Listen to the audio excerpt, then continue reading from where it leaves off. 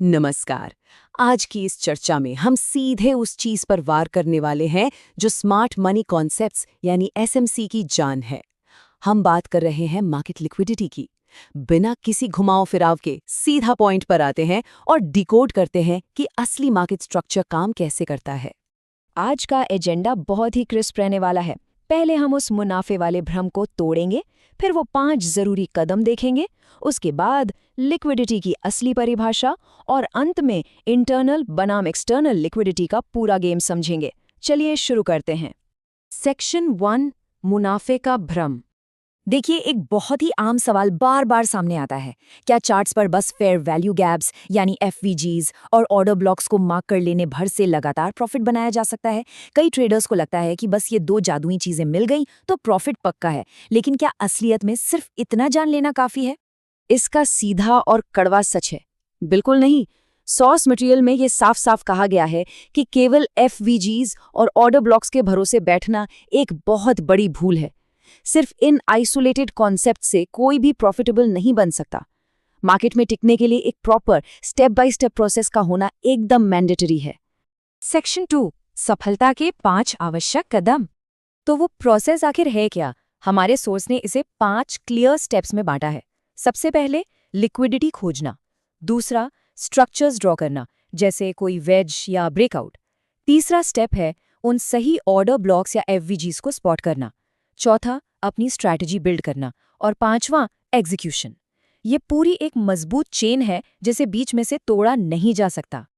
पर यहाँ एक बहुत बड़ा कैच है। मान लेते हैं कि पहले 4 स्टेप्स एकदम परफेक्शन के साथ कर लिए, लेकिन अगर एग्जीक्यूशन में गड़बड़ हुई, मतलब एंट्री, स्टॉप लॉस और टेक प्रॉफिट को सही से मैनेज नहीं किया, तो वो सारे पहले के स्टेप्स बिल्कुल बेकार हो जाते हैं। सच कहें तो एग्जीक्यूशन ही इस पूरे गेम का सबसे क्रिटिकल पार्ट है। खैर, उस परफेक्ट एग्जीक्यूशन तक पहुंचने के लिए नींव का मजबूत होना बहुत जरूरी है, राइट? कोई भी स्ट्रैटेजी लगाने से पहले लिक्विडिटी खोजना एक एब्सोल्यूट प्री-रिक्विजिट है। पहली सीढ़ी ही यही है, इसलिए अब हमारा पूरा फोकस इसी पहले स्टेप को मास्टर करने पर रहेगा। सेक्शन 3, मार्केट लिक्विडिटी को डिफाइन करना। तो असल में ये लिक्विडिटी है क्या? सिंपल शब्दों में, ये चार्ट पर वो खास एक्यूमुलेशन पॉइंट्स होते हैं जहां ट्रेंडिंग मार्केट के दौरान सारे रेस्टिंग ऑर्डर्स यानी पेंडिंग ऑर्डर्स बैठे होते हैं। मार्केट जब मूव करता है तो ये अक्सर 3 या 4 की सीक्वेंस में बनते हैं। आसान भाषा में कहें तो यही वो सटीक जगह है जहां सारा असली पैसा अटका होता है। अब ये लिक्विडिटी जमा कहाँ होती है? अगर बुल ट्रेंड चल रहा है तो ये हायर लोज यानी सपोर्ट लेवल्स के पास जमा होती है, और इसके ठीक उलट बेयर मार्केट या डाउन ट्रेंड में ये लोअर हाइज पर यानी रेजिस्टेंस लेवल्स के पास मिलती है। तो बेसिकली मार्केट का ट्रेंड ही हमें बताता है कि इन की पॉइंट्स को कहाँ ढूंढना है। सेक्शन 4, इंटरनल बनाम एक्सटर्नल लिक्विडिटी। यहाँ पर एक बहुत ही माइंड ब्लोइंग कॉन्सेप्ट आता है। चार्ट पर दिखने वाली हर लिक्विडिटी सेम नहीं होती। इसका पूरा वजन इस बात पर टिका है कि कौन सा टाइम फ्रेम देखा जा रहा है। हायर टाइम फ्रेम्स वाली लिक्विडिटी को हम एक्सटर्नल लिक्विडिटी कहते हैं और लोअर टाइम फ्रेम्स वाली को इंटरनल। इन दोनों को कभी भी एक साथ मिक्स नहीं करना चाहिए। चलिए एक्सटर्नल लिक्विडिटी को थोड़ा और खोलकर समझते हैं।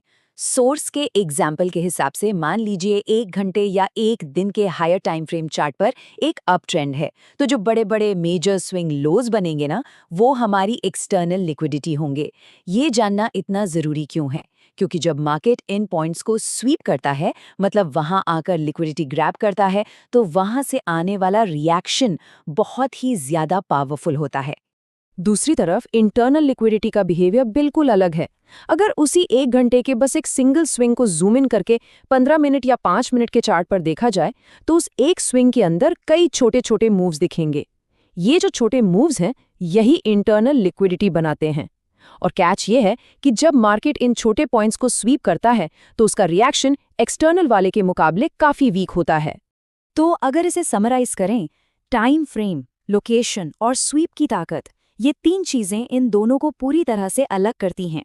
चार्ट एनालाइज करते वक्त ये क्लियर होना बहुत जरूरी है कि फोकस 1 घंटे के उस स्ट्रॉन्ग एक्सटर्नल लेवल पर है या फिर 15 मिनट के उस वीक इंटरनल लेवल पर। बस ये एक छोटी सी समझ पूरे एनालिसिस का बेस है। कुल मिलाकर बात यह है कि 1 घंटे के एक सिंगल एक्सटर्नल मूव के अंदर 15 मिनट के ढेरों इंटरनल लिक्विडिटी पॉइंट्स छिपे होते हैं। अक्सर होता यह है कि एक वीक इंटरनल स्वीप को गलती से स्ट्रॉन्ग एक्सटर्नल स्वीप मान लिया जाता है और ये एक बहुत बड़ा ट्रैप है। इसीलिए इस ट्रैप से बचने के लिए मल्टी टाइम फ्रेम अवेयरनेस का होना लिटरली सबसे ज्यादा जरूरी है। तो आज की इस चर्चा में हमने लिक्विडिटी खोजने के बेसिक फंडे समझे और देखा कि टाइम फ्रेम कैसे पूरी पिक्चर को पलट सकता है। लेकिन यहाँ से एक बहुत ही क्यूरियस सवाल पैदा होता है। जब अलग अलग टाइम फ्रेम्स पर इस लिक्विडिटी को सही से मैप कर लिया जाता है तो ये पॉइंट्स आखिर चार्ट पर किस तरह के स्ट्रक्चरल पैटर्न्स बनाते हैं? ये सवाल हमें सीधे स्टेप 2 की तरफ ले जाता है, जो शायद चार्ट्स को देखने का नजरिया हमेशा के लिए बदल दे। इस बेहतरीन टॉपिक को डिकोड करने में साथ बने रहने के लिए बहुत बहुत शुक्रिया।